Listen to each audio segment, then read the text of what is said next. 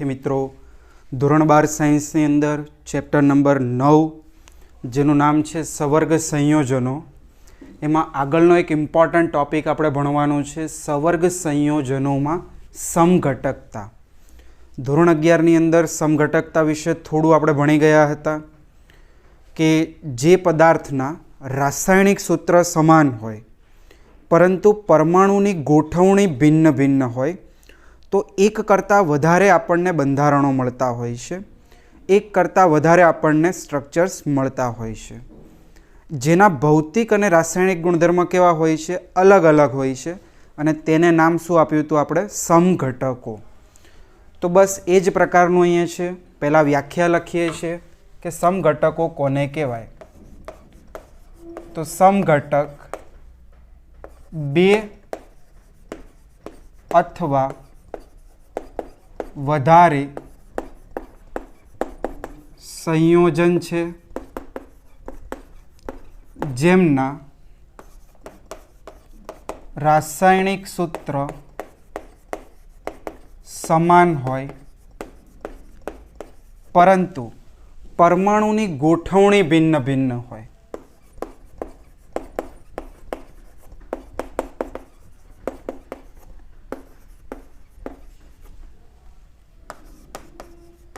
પરમાણુની ગોઠવણી ભિન્ન ભિન્ન હોય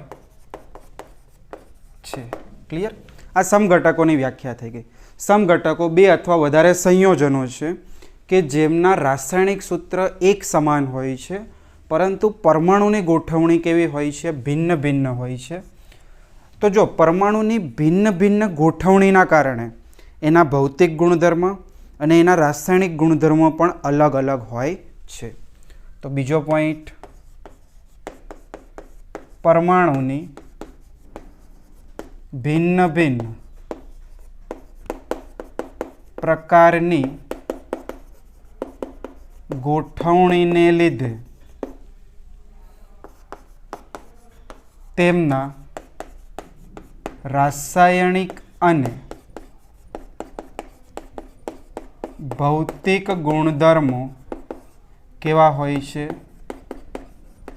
જુદા જુદા હોય છે. સમઘટકો હોય એના ભૌતિક અથવા રાસાયણિક ગુણધર્મ હંમેશા અલગ અલગ હશે, એક સરખા નહીં હોય. તો આ બેઝિક આપણે સમઘટકો વિશે ભણ્યા. હવે અહીંયા આપણે એનું કેટલા પ્રકારની સમઘટકતા છે એનો એક ચાર્ટ બનાવવાનો છે. તો સમઘટકતાના મુખ્યત્વે બે પ્રકાર પાડીએ છીએ. સમઘટકતા મુખ્યત્વે બે પ્રકારની, એક અવકાશીય સમઘટકતા, બરાબર, અને બીજું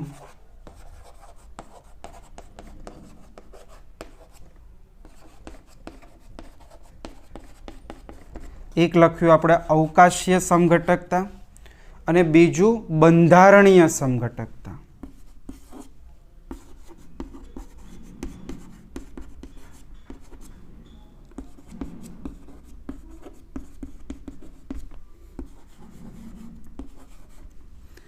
અવકાશીય સમઘટકતાની અંદર પાછા બે પ્રકાર જે આજના લેક્ચરમાં આપણે ભણવાના છે મેઇન. એક આવે છે ભૌમિતિક સમઘટકતા અને બીજું આવે છે પ્રકાશીય સમઘટકતા.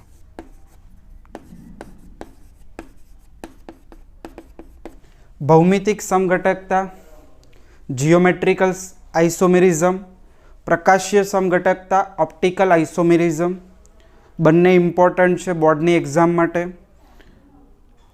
માર્ચ 2020માં ભૌમિતિક સમઘટકતાનું એક ઉદાહરણ પૂછ્યું હતું, બેઠું. બે જ બંધારણો બનાવવાના હતા અને પ્રત્યેકના એક એક માર્ક્સ હતા. બંધારણીય સમઘટકતાઓની અંદર 4 પ્રકાર ભણવાના છે, જેમાં એક એક વ્યાખ્યા અને એના એક એક ઉદાહરણો છે. તો પહેલું આપ્યું છે બંધન સમઘટકતા, લિંકેજ આઇસોમેરિઝમ. બીજું આપ્યું છે સવર્ગ સમઘટકતા, કોઓર્ડિનેશન આઇસોમેરિઝમ, ત્રીજું આપ્યું છે આયનીય સમઘટકતા, આયોનિક આઇસોમેરિઝમ, અને ફોર્થ આપ્યું છે દ્રાવક મિશ્રણ સમઘટકતા, સોલ્વેશન આઇસોમેરિઝમ જેને ઇંગ્લિશમાં કહીએ છીએ.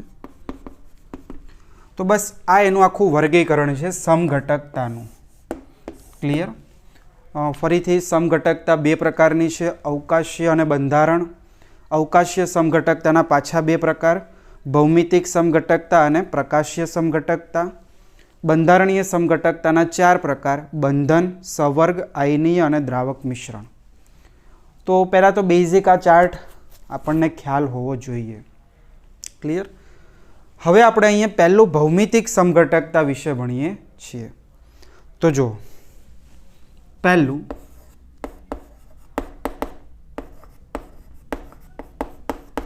ભૌમિતિક સમઘટકતા. તો ભૌમિતિક સમઘટકતા 11માં પણ આપણે આલ્કીન સંયોજનમાં જોઈ હતી, સીસ અને ટ્રાન્સ. ક્લિયર? અહીંયા જે પણ ભૌમિતિક સમઘટકતા છે મુખ્યત્વે બે પ્રકારના સંવર્ગ સંયોજનમાં ભણવાની છે. કયા છે પણ અહીંયા લખી આપું છું, ML4 અને ML6, અષ્ટફલકીય અને 4 લિગેન્ડ હોય ત્યારે. તો પહેલાં હું તમને ML4 ની અંદર જે સમચોરસ હોય છે, જે DsP2 સંકરણ ધરાવે છે, એમાં આપણે સમજવાની છે. તો ભૌમિતિકની અંદર MX2L2 બે એક સરખા X લિગેન્ડ અને બે એક સરખા L લિગેન્ડ. MX2L2માં બે સમાન X લિગેન્ડ પાસ પાસે હોય તો સીસ સમઘટક કહીએ છીએ.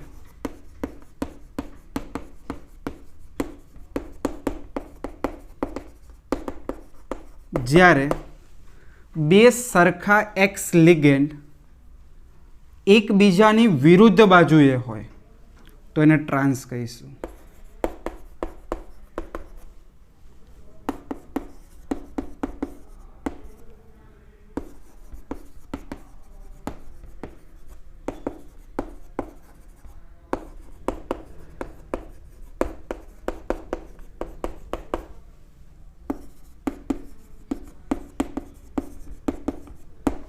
ક્લિયર? પહેલાં હું કોમન બંધારણ તમને આપું છું, પછી આપણે ચોપડીનું ઉદાહરણ લઈએ. તો જો આપણી પાસે સંયોજન છે MX2L2. હવે હું આનો એક સીસ સમઘટક બનાવું છું. આ M, અહીંયા બે સરખા X લિગેન્ડ ગોઠવ્યા, બે સરખા L લિગેન્ડ ગોઠવ્યા, તો આને શું કહીશું આપણે? સીસ સમઘટક.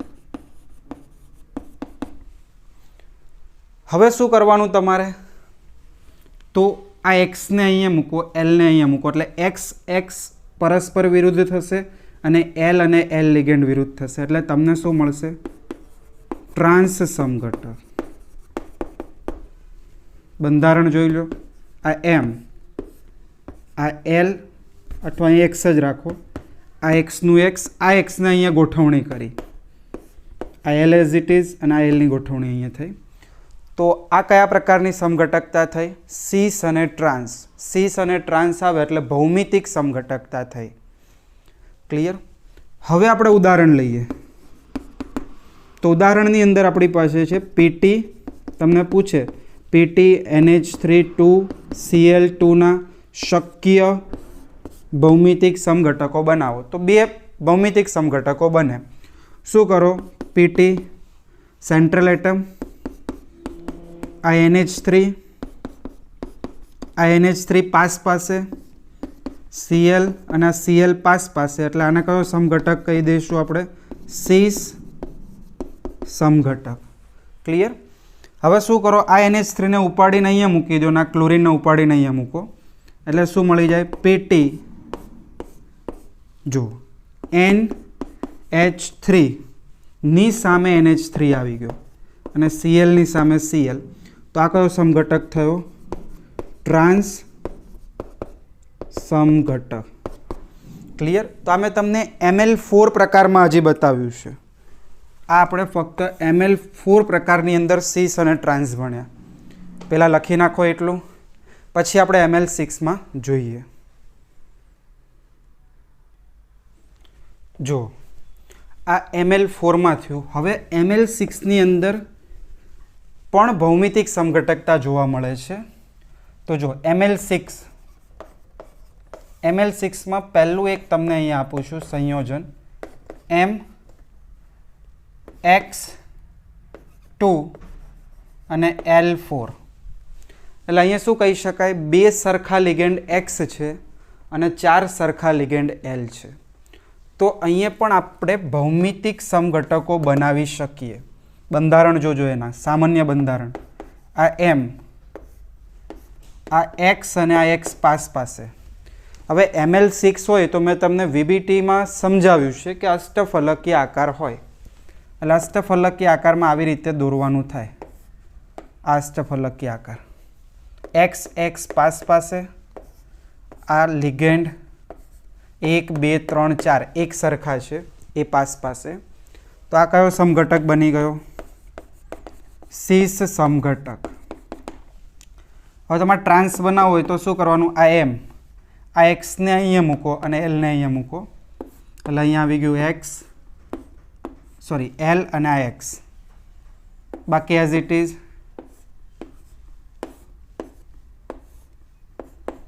2X પરસ્પર વિરુદ્ધ, L વિરુદ્ધ અને L વિરુદ્ધ. એટલે પરસ્પર સામસામે હોય એટલે આને શું કહેવાય? ટ્રાન્સ સમઘટક. ક્લિયર? હવે આપણે ઉદાહરણ લઈએ કે આ જ પ્રમાણેનું ઉદાહરણ લેવાનું.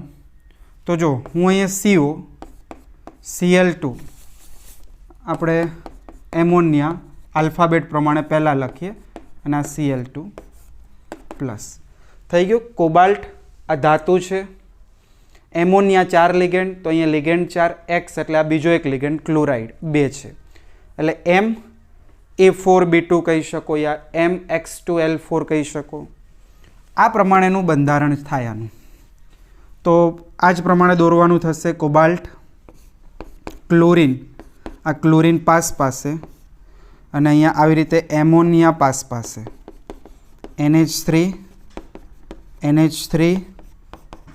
NH3 અને આના ઉપર પ્લસ.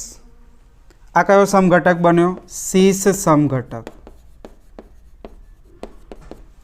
હવે તમારે ટ્રાન્સ બનાવો છે તો આ ક્લોરાઇડ આયનને ઉપાડીને એમોનિયાની જગ્યાએ મૂકો અને એમોનિયાને અહીંયા ક્લોરાઇડની જગ્યાએ મૂકો. એટલે બીજો સમઘટક મળે CO, Cl, Cl, અમોનિયા અને અમોનિયા. આ શું બની ગયું? આના ઉપર આ પ્લસ ચાર્જ કરવો પડે, આ છે અને આ બની ગયો ટ્રાન્સ સમઘટક. ક્લિયર? હવે આ વર્ષ માર્ચ 2020માં 2 માર્ક્સનો આ એક દાખલો કયો કે એક બંધારણ કયો પૂછાણું હતું. બેઠું ઉદાહરણમાંથી હતું, 2 માર્ક્સમાં હતું. ચોપડી ખોલો, કયું હતું એ સમજાવી દઉં અને આમાંથી જ સેમ બંધારણ બતાવી શકાય. તો ઉદાહરણ નંબર 9.5 હતું. કયું હતું? ઉદાહરણ નંબર 9.5. બોર્ડ ઉપર આપણે સમજીએ છીએ ઉદાહરણને. ત્યાં સુધી આ ભાગ લખી નાખો. બંધારણો સમજો. આ જ પ્રમાણેનું છે.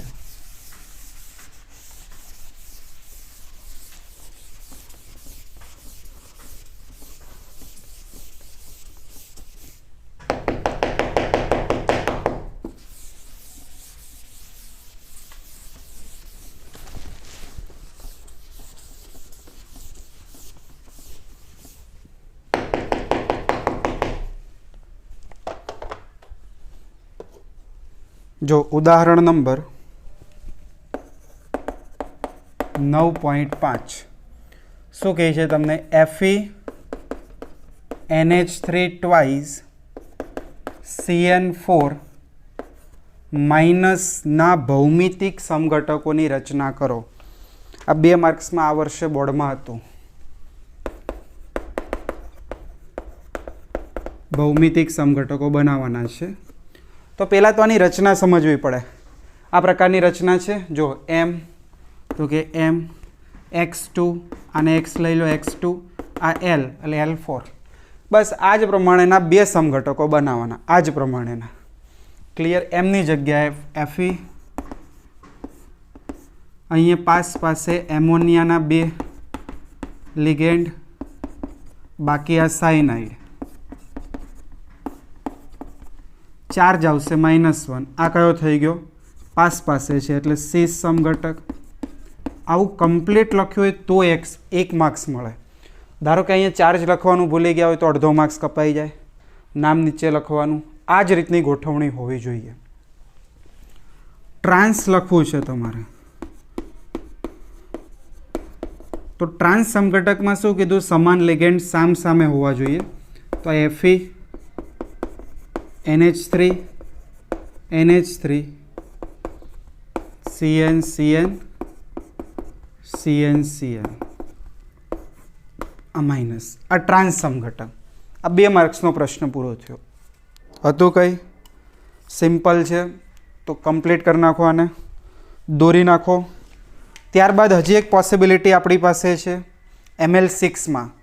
ML6ની અંદર પહેલું મેં તમને અહીંયા સમજાવ્યું MX2L4 અને હવે બીજી પોસિબિલિટી આપણે લેવાની છે અહીંયા. ચલો લખાઈ ગયું. તો ML6માં જ બીજી એક શક્યતા, જ્યારે MX2LL2. હવે આનો અર્થ શું થાય? LL એટલે એ બીજું કંઈ જ નથી, દ્વિદંતીય લિગેન્ડ છે. અત્યાર સુધી જેટલા પણ એક્ઝામ્પલ ભણ્યા એ બધામાં એક દંતીય લિગેન્ડ હતો, એક દાતા પરમાણુ હતો. L અને L એટલે આ દ્વિદંતીય લિગેન્ડ છે. ત્યારે પણ આપણને સીસ અને ટ્રાન્સ સમઘટક આપે છે, પણ ML6 હોવું જોઈએ. એનો કોઓર્ડિનેશન નંબર 6 હોવો જોઈએ. એક્ઝામ્પલ તમને એક કે ભાઈ CO EN twice Cl2 આ પ્લસ. આ રીતનું એક સંયોજન તમને આપ્યું છે અને આના ભૌમિતિક સમઘટકો દોરો એવું તમને પૂછાય. આના ભૌમિતિક સમઘટકો દોરો એવું આપણને પૂછ્યું તો શું કરવાનું છે તમારે? જો આ કોબાલ્ટ, હવે 2 ક્લોરાઇડ પાસે તો આ Cl અને આ Cl પાસે. પછી અષ્ટફલકીય રચના બતાવી દેવાની આવી રીતે. બરોબર? હવે તમારી પાસે EN છે. EN ને શું કહીશું આપણે? ઇથેન 1,2 ડાયમાઇન. લિગેન્ડના વર્ગીકરણમાં કરાયું હતું. EN એટલે ઇથેન 1,2 ડાયમાઇન. EN ની અંદર 2 દાતા પરમાણુ હોય એટલે 2 સવર્ગ સહસંયોજક બંધ બનાવે. આ 1 અને આ 2. અહીંયા એક EN મૂકી દીધો અને આ રીતે અહીંયા જોડી દીધું આને. એવી જ રીતે તમારે બીજો EN ક્યાં આવશે? અહીંયા આવશે અને આવી રીતે આને જોડ્યું. જો 2 EN પાસે થયા, 2 Cl પાસે થયા અને ઉપર ચાર્જ કરો પ્લસ, એટલે આ શું થઈ ગયો? સીસ સમઘટક. ક્લિયર? હવે તમારે આનો ટ્રાન્સ બનાવવો છે એટલે આ ક્લોરાઇડને ઉપાડીને અહીંયા મૂકો અને ENને અહીંયા મૂકો. સામસામે EN, સામસામે ક્લોરાઇડ એટલે ટ્રાન્સ થઈ જશે. જો આવી રીતે ગોઠવણી કરવાની. આ કોબાલ્ટ, આ અષ્ટફલકીય રચના. શું કીધું? 2 ક્લોરાઇડ સામસામે અને આ એક EN અને આ બીજો EN. અહીંયા ચાર્જ કેટલો આવશે? +1. આ થઈ ગયું ટ્રાન્સ સમઘટક. ક્લિયર? તો સીસ અને ટ્રાન્સ આવી રીતે આવે. તો ML6ની અંદર આપણે ભૌમિતિક સમઘટકતા અહીંયા પૂરી થાય છે. ક્લિયર? લખી નાખો એટલું. પછી હજી આપણે એક ફેશિયલ અને મેરિડિયોનલ જોવાની છે.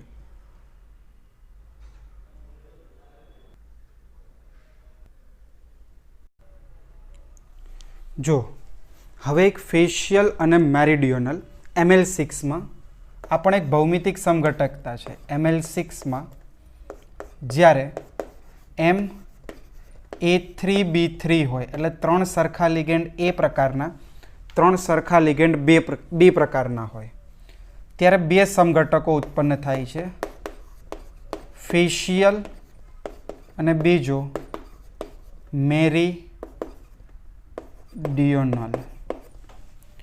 બંને સમઘટકો કઈ રીતે બનાવવામાં આવે છે એ સમજજો. એક ઉદાહરણ લઈએ આપણે. CO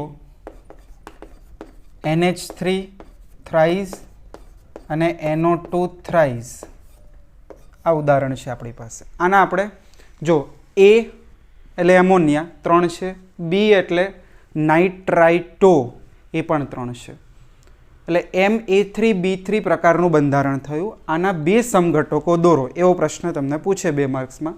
એક ફેશિયલ બને અને બીજો મેરીડિયોનલ બને. કઈ રીતે બનાવવાનો સમઘટક? તો Ml6 એટલે અષ્ટફલકીય. તો આ પહેલાં તો અષ્ટફલકીય બનાવી દેવાનું આવી રીતે આકાર. હવે 3 એમોનિયા પાસેના ખૂણા ઉપર હોવા જોઈએ આવી રીતે, અને 3 નાઇટ્રાઇટો પાસેના ખૂણા ઉપર હોવા જોઈએ, Na2 NO2 અને NO2. આ પ્રકારની જે રચના થાય તેને આપણે કહીએ છીએ મેરીડિયોનલ. જો અહીંયા થોડું આપણે એનું બંધારણ સમજીએ. આવી રીતે હોય. હવે આ 3 તમે નાઇટ્રાઇટો જુઓ આવી રીતે, આ પાસેના એક જ પ્લેનમાં આવે છે. પર એવી રીતે તમે અહીંયા સેમ જોઈ શકો. આ 3 પણ શું થાય છે? એક જ ખૂણા ઉપર 3 સમાન લિગેન્ડ છે. જ્યારે આ પ્રકારની રચના હોય ત્યારે તેને કહેવામાં આવે છે ફેશિયલ રચના, અને આ સમઘટકને કહીએ છીએ ફેશિયલ સમઘટક. પેલો મોઢા ઉપર કરવામાં આવે એ ફેશિયલ નથી. આ બરાબર, ફેશિયલ એટલે બાજુ, ફેસ. બરાબર, ફેસ ઇંગ્લિશમાં શબ્દ છે જેને ગુજરાતીમાં બાજુ કહીએ. એટલે કે એક જ બાજુ, એક જ ખૂણા ઉપર આવેલા 3 સમાન લિગેન્ડ છે, એટલા માટે આને ફેશિયલ આઇસોમેરિઝમ આપણે કહીએ છીએ. શોર્ટમાં ફેક આઇસોમેરિઝમ FAC પણ કહીએ છીએ. હવે આના ઉપરથી તમારે મેરીડિયોનલ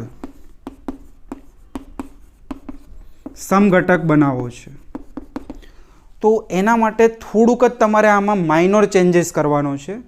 જે ચેન્જીસ છે એ ખાલી ધ્યાનથી સાંભળજો. આ બંનેની પોઝિશન આપણે બદલીએ.